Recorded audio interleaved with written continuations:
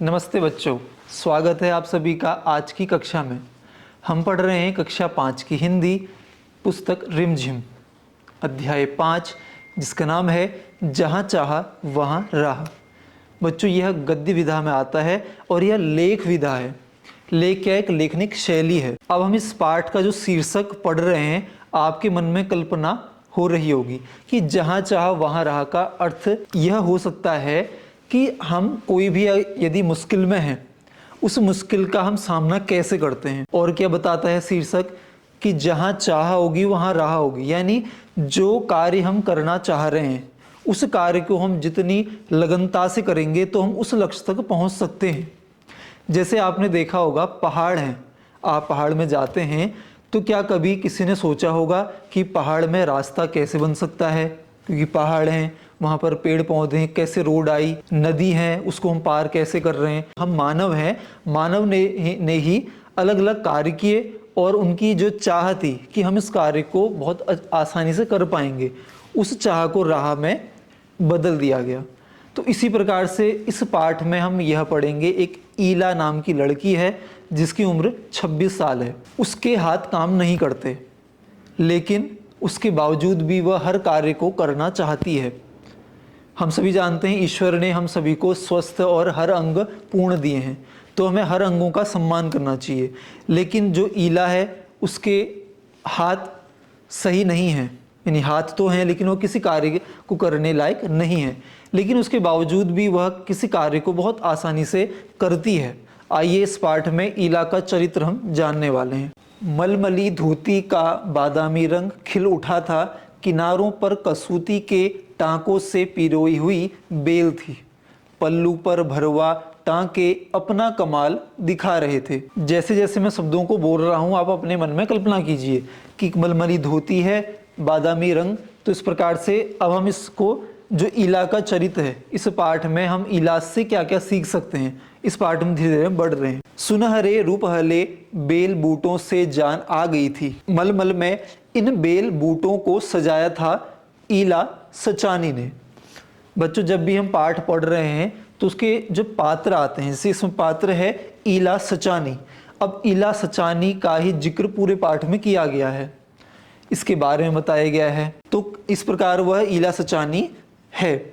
ईला की हिम्मत की अनूठी मिसाल है कड़ाई के नमूने। 26 साल की ईला गुजरात के सूरत जिले में रहती है।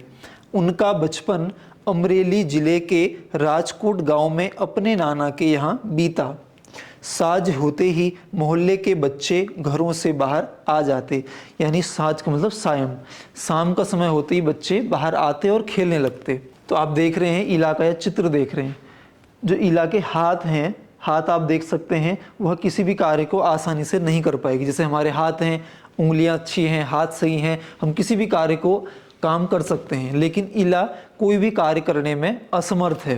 कुछ मिट्टी में आड़ी तिरछी लकीरें खींचते, कुछ कनेर के पत्तों से पिट-पिटी बजाते, कुछ गिट्टे खेलते, कुछ इधर उधर से टूटे फूटे घड़ों के ठीकरे बटोर कर पिट्ठू खेलते।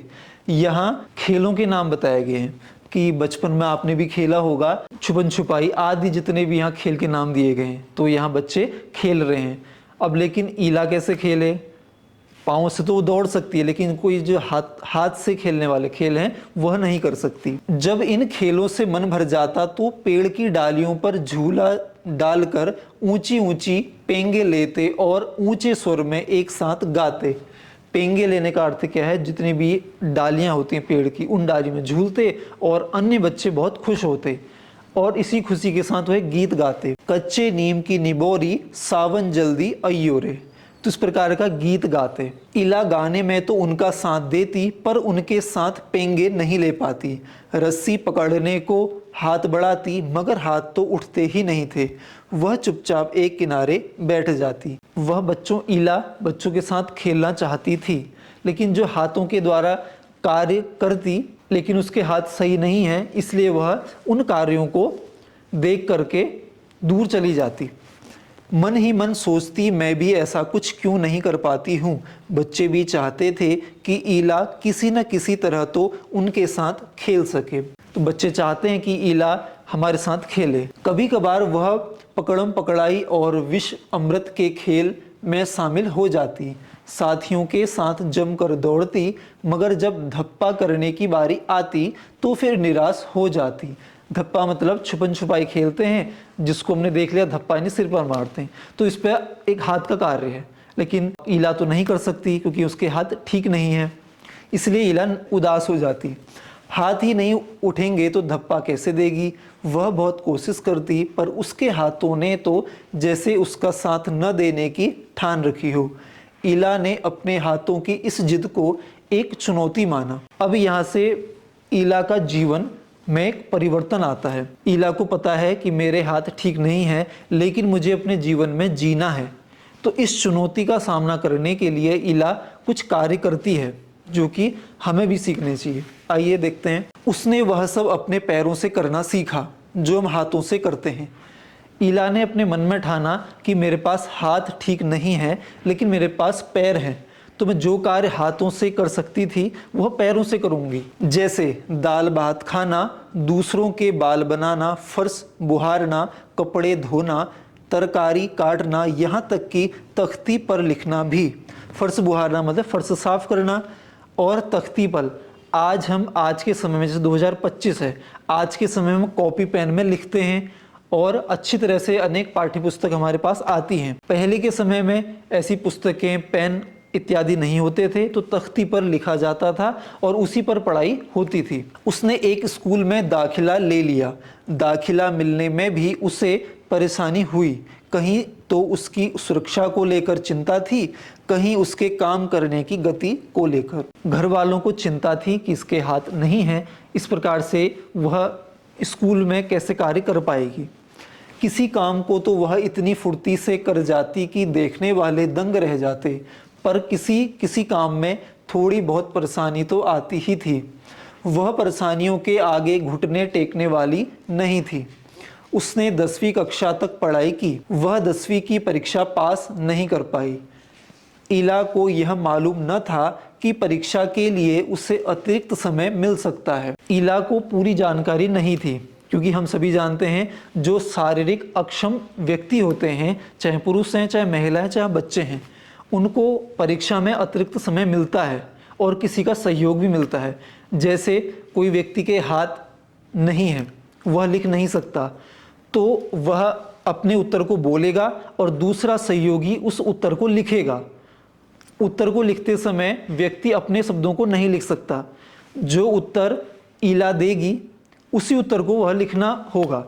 तो यह जानकारी ईला को नहीं पता थी, इसलिए ईला 10वीं की कक्षा पास नहीं कर पाई। तो इससे हम सीख सकते हैं कि हमें जानकारी पूरी होनी चाहिए। अब वह कहती है यह जानकारी ईला को समय रहते मिल जाती तो कितना अच्छा रहता। उसे इस बात का दुख है, पर यहाँ आकर सब कुछ खत्म तो नहीं हो जाता ना। उसकी माँ और दादी काशिदाकारी करती थी। काशिदाकारी होता है बच्चों, कढ़ाई बुनाई का कार्य होता है। किस प्रकार से कपड़ों बारीक आकृतियां बनाई जाती हैं, तो यह कार्य अब ईला सीखती है। वह उन्हें सुई में रेशम पिरोने से लेकर बूटियां उकेरते हुए देखती। न जाने कब उसने काशिदाकारी करने की ठान ली। अब जो ईला है वह ठान लेती है कि मैं काशिदाकारी में महारत हासिल करूंगी, और वह कार्य करना प्रारंभ करती है। यहाँ भी उसने अपने पैर के अंगूठों का सहारा लिया। दोनों अंगूठों के बीच सुई थामकर कच्चा रेशम पिरोना कोई आसान काम नहीं था, पर कहते हैं ना, जहां चाहा वहां रहा।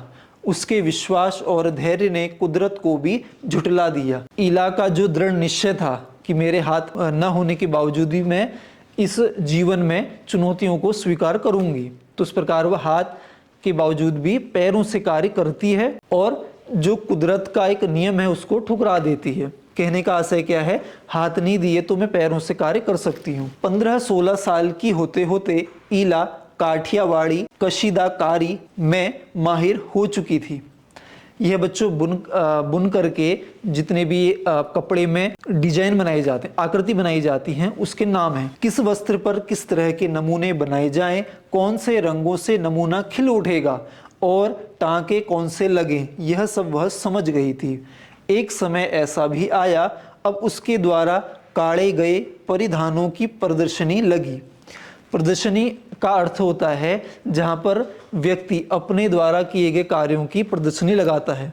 जैसे ईला ने अपने द्वारा वस्त्र बनाए और उन वस्त्रों को प्रदर्शनी में सबको दिखाया कि मेरे द्वारा यह कार्य किया गया है। इन परिधानों, यानी परिधान का अर्थ होता है बच्चों वस्त्र, कपड़े, इन परिधानों में काठियावाड़ के साथ साथ लखनऊ और बंगाल भी झलक रहा था। कहने का अर्थ है अलग अलग प्रांत के जितने भी रंग हैं, रूप है, संस्कृति है, उसको कपड़ों के माध्यम से दिखाना यह ईला का कार्य बन चुका था। ईला ने काठियावाड़ी टांकों के साथ साथ और कई टांके भी इस्तेमाल किए थे। पत्तियों को चिकनकारी से सजाया था, डंडियों को कांथा से उभारा था। किस प्रकार से यह आकृति देने का कार्य किया गया है वह बताने का प्रयास है। पशु पक्षियों की ज्यामितीय आकृतियों को कसूती और जंजीर से उठा रखा था। पारंपरिक डिजाइनों में यह नवीनता सभी को बहुत भाई। जो भी ईला को समझ में आता तो पशु पक्षियों की ज्यामितीय आकृति बनाती, किस प्रकार से अलग अलग उनकी आकृति बना करके उन कपड़ों की शोभा बढ़ाती। इसके बाद है ईला के पांव अब रुकते नहीं हैं, आंखों में चमक, होठों पर मुस्कान और अनूठा विश्वास लिए वह सुनहरी रूपहली बूटियां उकेरते थकती नहीं है। तो बच्चों आज हमने यह पाठ अच्छे से समझ लिया। आपने वर्तमान समय में भी देखा होगा बहुत ऐसे खेल हैं जिनमें खिलाड़ियों के पास हाथ नहीं है लेकिन उसके बावजूद भी वह स्वर्ण पदक लाते हैं। कहने का अर्थ है जहां चाह होगी वहां राह होगी। आपको कोई भी कार्य अच्छा लगता है तो उस कार्य को आप आसानी से लगनता से करेंगे तो वह आसान होता चला जाएगा। यदि अपने मन में सोचेंगे कि यह नहीं हो पाएगा तो वह धीरे धीरे मुश्किल में बढ़ता है। जैसे आप किसी परीक्षा में यदि कम नंबर आते हैं, आप निराश हो जाते हैं। यदि आप उस निराशा को आप सोचें कि हम दोबारा मेहनत करके उसमें सफलता हासिल करेंगे तो ये संभव हो सकता है। तो यह पाठ हमें यह सिखाता है कि जहाँ चाह होगी वहाँ राह अवश्य होगी। बच्चों इस पाठ में जितना भी आपको समझ में आया उसको सारांश के रूप में आप जरूर लिखिए। जब प्रश्न उत्तर आप हल कर पाएंगे तब आपको परीक्षा में बहुत आसानी होगी। अब हम मिलेंगे अध्याय 6 में। तब तक आप प्रश्नों को सीखते रहिए, पढ़ते रहिए। आप सभी का धन्यवाद। नमस्ते।